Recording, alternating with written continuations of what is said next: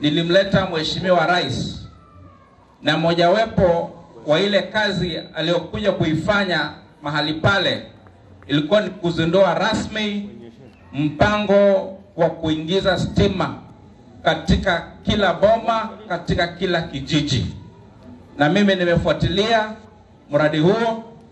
Hivi leo kabla nije hapa nilikuwa pale katika sehemu ya Lunyu kwa nyumba ya Cedric Ashion, ambapo tumeconnect stima pamoja na majirani wake zaidi ya 120.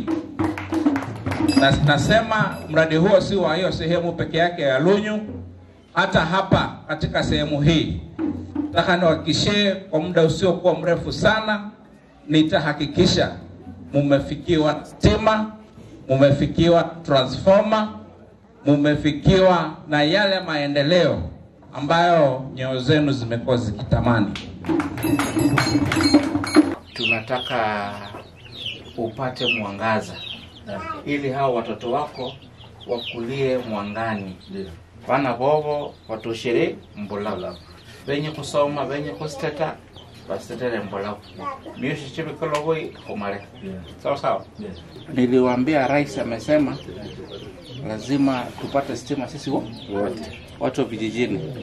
Sasa hii ndio ya kuwasha stima. Sio umekuonyesha? Hebu finya tuone.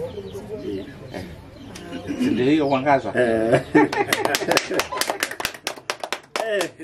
Onekana kiongozi wetu, Shinyalu yetu, tunakutukuza, pamoja tutaimba.